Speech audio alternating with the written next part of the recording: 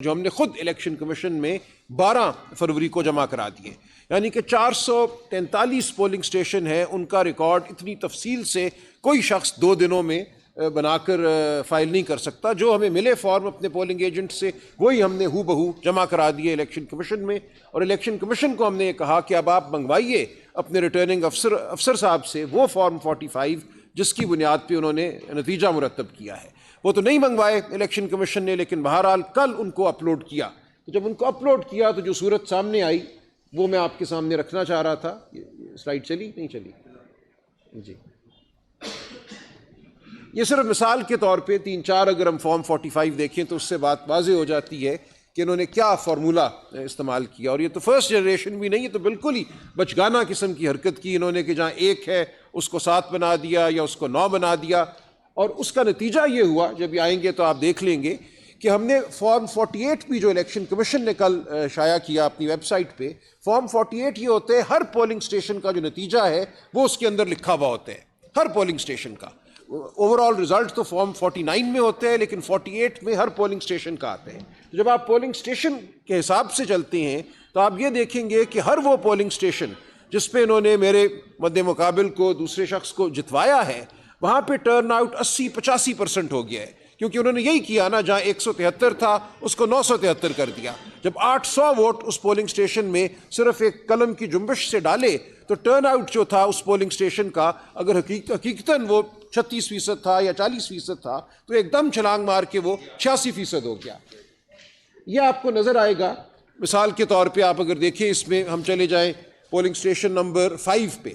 اب polling station number 5 پہ اگر آپ بائیں ہاتھ سے آگے چلیں، بالکل اس کو ادھر لے جائیں اور پیچھے لے کے جائیے، یہ ہاں پولنگ سٹیشن نمبر 5 اور پیچھے لے جائیے، آپ لیفٹ پہ جائیں آپ۔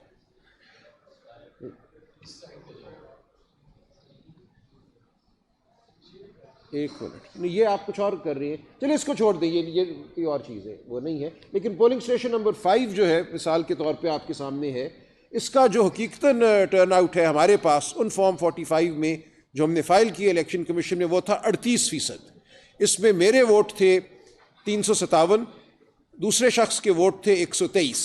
جو کل انہوں نے شائع کیا فارم 45 اس پولنگ سٹیشن کا، اس میں میرے ووٹ تو وہی رہے 357، کوئی فرق نہیں ہے ان میں، یعنی کہ جو میں نے فارم فائل کیا تھا وہ درست تھا، میرے ووٹ درست تھے، لیکن جو دوسرے شخص کے ووٹ ہیں 123 کی بجائے وہ 723 ہو گئے۔ ایک کے اوپر ایک لگا دیا انہوں نے، 7 کا ایک جو ٹھنڈرا، اور اس کی وجہ سے جو ٹرن آؤٹ تھا وہ 38% سے بڑھ کر 86% ہو گیا۔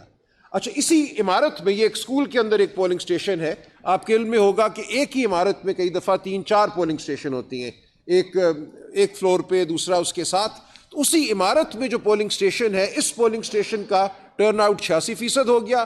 اس عمارت میں باقی پولنگ سٹیشن جو ہیں ان کا ٹرن آؤٹ وہی 40%، 38% رہا۔ تو کوئی اس کی منطق نہیں آتی سمجھ کہ ایک ہی علاقے میں ایک ہی پولنگ سٹیشن جو ایک بلڈنگ میں ہے، اس بلڈنگ کے اندر 2-3 پولنگ سٹیشنز کے ریزلٹس جو ہیں ان میں اتنا فرق ہو کہ کہاں 38% اور کہاں 86%۔ اور نظر یہی آ رہا ہے کہ جب آپ نے 1 کو 7 کیا، 600 ووٹ بڑھائے، تو ٹرن آؤٹ جو تھا 38% سے وہ 86% ہو گیا۔ اب یہ جو فارم 48 ہے جو ہم نے یہاں لگایا ہے، یہ ویب سائٹ پہ موجود ہے الیکشن کمیشن کی۔ میں چاہوں گا آپ سب اس کو ڈاؤن لوڈ کر کے اس کو پڑھیں، دیکھیں، تو بالکل بات واضح ہو جاتی ہے کہ کتنے بونڈے طریقے سے رگنگ کی گئی ہے۔ رگنگ صرف یہ ہوئی کہ جہاں 44 تھا اس کو 444 کر دیا، جہاں 88 تھا اس کو 688 کر دیا۔ یہ polling station after polling station after polling station آپ کو یہ نظر آئے گا، اور اس کا نتیجہ یہ ہو رہا ہے کہ ایک پولنگ سٹیشن پہ جہاں رزلٹ درست رکھا گیا وہاں ٹرن آؤٹ 40% ہے، جہاں رزلٹ کو خراب کیا گیا، ٹیمپر کیا گیا، وہاں ٹرن آؤٹ جو ہے وہ 80-86% ہو گیا۔ تو یہ بڑی آسان سادہ بات ہے، یہ کسی کو بھی میں سمجھتا ہوں سمجھنے میں مشکل پیش نہیں آنی چاہیے۔ اور جو کل رزلٹ شائع کیا ہے الیکشن کمیشن نے، یہ میں سمجھتا ہوں پاکستان کی تاریخ کا ایک بہت ہی اہم لمحہ ہے۔ پہلی بار ہم پورے وثوق سے، پوری قوم جو ہے وہ دھاندلی کو اپنی آنکھوں سے دیکھ سکتی ہے۔ اب جو بھی ہوگا ٹرائیبیونل ہم جائیں گے، وہاں پہ 2 ٹرائیبیونل پورے پنجاب کے لیے بنائے ہیں، جہاں 300 صوبائی نشستیں ہیں، 140 قومی اسمبلی کی نشستیں ہیں۔ تو ظاہر ہے کہ 2 جج صاحبان جو ہیں وہ تو 20 سال ان مقدمات کا فیصلہ نہیں کر سکیں گے۔ ہماری استدعا ہوگی، ہم ڈیمانڈ کریں گے کہ نمبر آف الیکشن ٹرائیبیونلز میں اضافہ کیا جائے ہر جگہ، اور خاص طور سے پنجاب جو کہ ایک بہت ہی بڑا صوبہ ہے. لیکن اس کے ساتھ ساتھ ہم چاہیں گے کہ عوام خود اپنی آنکھوں سے دیکھیں کہ ان کے مینڈیٹ کے ساتھ، ان کے ووٹ کے ساتھ 8 اور 9 فروری کی رات کیا ہوا. 8 فروری جب پولنگ ختم ہوتی ہے تو ہمیں فارم 45 مل جاتے ہیں، اور یہ الیکشن اس حوالے سے بھی بالکل منفرد تھا کہ اس بار پہلی دفعہ ہم نے اپنے پولنگ ایجنٹس کو بہت تربیت دی تھی کہ فارم 45 لے کر آنا ہے. اس سے پہلے کسی الیکشن میں اس طرح اتنی بڑی تعداد میں پولنگ ایجنٹ صاحبان جو ہیں یا محترمہ وہ فارم 45 لے کر نہیں آئے تھے. اس دفعہ ایک بہت بڑا ذخیرہ جو ہے ہمارے ہاتھ میں موجود تھا. اس ذخیرے کا موازنہ اب ہم ان فارمز 45 سے کر سکتے ہیں جو کل الیکشن کمیشن نے شائع کیے، اور اس میں نظر یہی آتا ہے کہ میرے ووٹ تو تقریباً وہی ہیں جو میرے فارم 45 میں ہیں. باقی جو کینڈیڈیٹس تھے جماعت اسلامی کے، ٹی ایل پی کے، ان سب کے ووٹ بھی وہی کے وہی ہیں. صرف ایک شخص ہے جس کے ووٹ جو ہے 127 سے 727 ہو جاتی ہیں یا 927 ہو جاتی ہیں. تو بالکل تواتر سے آپ کو ہر پولنگ سٹیشن پہ نظر آتا ہے کہ کسی ایک شخص کے، ایک مخصوص شخص کے ووٹ جو ہیں وہ بڑھائے جا رہے ہیں. تو اس کے بعد شک اور شبے کی کوئی گنجائش نہیں رہتی. اور بھی چیزیں ہیں، میں ان کا بھی ذکر نہیں کروں گا، جن سے اس بات کی اور بالکل توثیق ہو جاتی ہے کہ یہاں ایک بہت بڑی دھاندلی ہوئی ہے. یہاں پہ ایک بڑے منظم طریقے سے آر او کی سطح پہ جب یہ فارم 45 بنائے گئے جن کو کل شائع کیا گیا، وہاں الیکشن پر ایک حملہ کیا گیا ہے، پاکستان کی عوام کے مینڈیٹ پر حملہ کیا گیا ہے. آئندہ اگر جمہوریت نے اس ملک میں قائم رہنا ہے تو اس حملے کو ہم نے پسپا کرنا ہے. ہم نے بتانا ہے قوم کو، اور ہم نے بتانا ہے ہر ادارے کو کس طرح یہ ملک نہیں چل سکتا. اس طرح یہ ملک جو ہے اس میں اقتدار کی جو ٹرانسفر ہے وہ ایسے نہیں ہوگی کہ آپ آر او صاحبان کے ذریعے کوئی رزلٹ مرتب کرائیں اور کہیں فلاں جیت گیا اور فلاں ہار گیا. یہ اب آئندہ نہیں ہوگا، ہم اس کو نہیں ہونے دیں گے. اسی لیے ہم آپ کے سامنے حاضر ہوئے ہیں. اس کے لیے ہم ہر طرح کی جد و جہد کریں گے، قانونی جد و جہد کریں گے، پارلیمان میں جد و جہد کریں گے، اور عوام میں جا کر جد و جہد کریں گے. بہت شکریہ. کوئی کوشچن؟ جی سوال. جی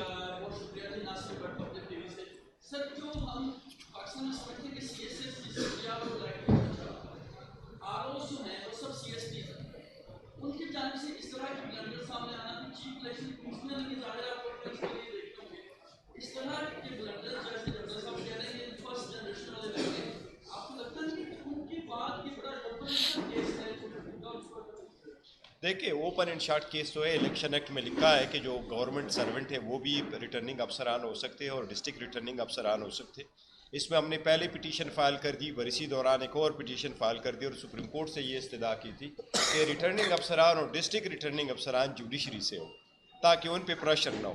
جس طرح میں نے آپ کو پہلے بتایا کہ اگر آپ کے پاس فارم 45 آ جاتا ہے اور اس میں آپ کو کوئی کریکشن کی وہ آ جائے، کیونکہ آپ نے فارم 45 کو 46 کے ساتھ ٹیلی کر کے ان سے ریسیو کرنا ہے، وہ ریٹرننگ آفیسر اپنے نگرانی میں ان کے سامنے کرتا ہے. تو اگر ایسے کیا ہوا ہوتا تو پھر یہ سچویشن ہمیں نہ دیکھنی پڑتی.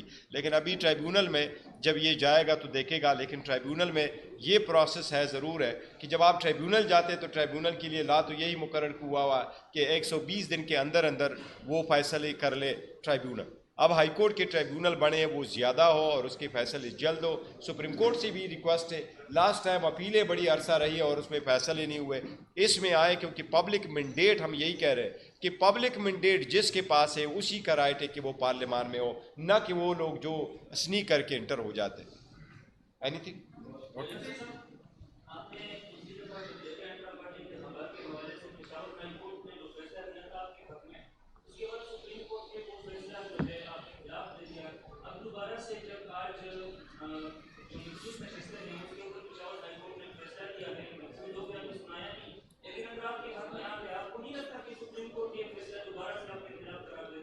نہیں، دیکھو، جہاں تک انٹرا پارٹیز ہے وہ سپریٹ ایشو ہے. وہ ہمارے الیکشن ہو چکے تھے، جو سپریم کورٹ نے کہہ دیا ہے وہ فائنل ہے. بے شک آپ ڈس ایگری کرو، ہمارا ریویو پینڈنگ ہے، لیکن وہ اس پہ عمل درآمد ہو گیا اور ہم نے نیکسٹ انٹرا پارٹیز الیکشن بھی کر لیا، اور کل ان کے ڈاکومنٹس ہم الیکشن کمیشن میں جمع بھی کرائیں گے. انشاءاللہ ہمیں امید ہے الیکشن کمیشن اس مرتبہ ایکسیپٹ کرے گا. پشاور ہائی کورٹ میں ہم نے ایک پٹیشن فائل کر دیا، اور اس میں جو نیشنل اسمبلی کے نوٹیفیکیشن ہوا تھا وہ ہم نے چیلنج کیا ہے. ایشو ایکچولی یہ ہے کہ اگر آپ الیکشن کمیشن کے آرڈر کو اٹھائیں تو ہیئرنگ ہوئی تھی 28 تاریخ کو. الیکشن کمیشن نے اپنے آرڈر میں لکھا ہے کہ ہم نے آرڈر اناؤنس کیا 1 مارچ کو، لیکن آپ سب کو معلوم ہے 1 مارچ کو کوئی آرڈر اناؤنس نہیں ہوا تھا. اس پہ آرڈر لکھا ہے 1 تاریخ. لیکن ڈیسیجن کا ڈیٹ ہمیں ملا ہے 4 تاریخ کو، اور 4 کو نوٹیفیکیشن بھی ہو گئی ہے. تو اس لیے 1 کو ہم نے چیلنج کیا ہے. ہمیں امید ہے انشاءاللہ تعالیٰ کہ عدالت اس کو برقرار رکھے گی. ابویسلی کنسٹیٹیوشنل ایشو ہے، جو عدالت کا فیصلہ ہوگا وہی رکھے گا.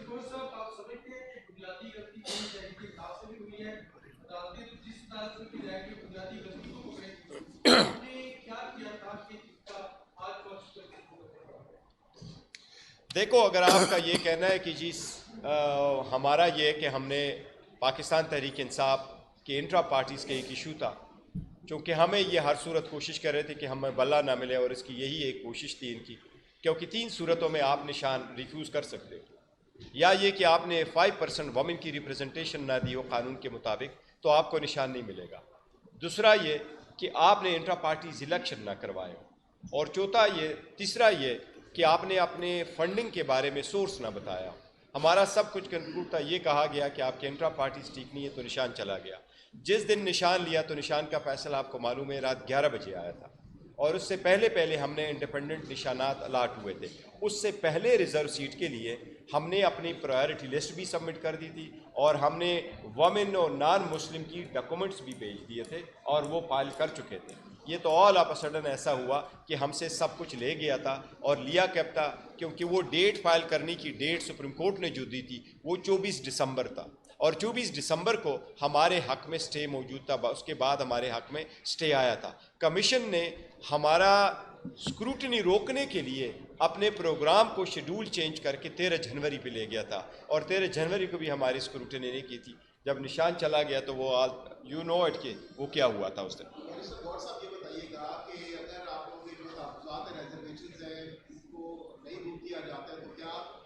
احتجاجی تحریک شروع کریں گے، اور سننے میں اپنی گردش کر رہی ہے کہ لانگ مارچ کی جانب بھی آپ لوگ غور کر رہے ہیں، اس حوالے سے کیا کریں؟ دیکھو، ہم ویکلی یا فورٹ نائٹ ہمارا احتجاج رہے گا، پیسفل رہے گا. یہ جمہوریت کا ایک حصہ ہے آپ کا کہ آپ پروٹیسٹ کرتے ہو اگر آپ کو ریلیف نہیں ملتا، لیکن فی الحال کوئی ایسا ارادہ نہیں ہے کہ ہم لانگ مارچ کریں گے. ایسے ہی. Thank you.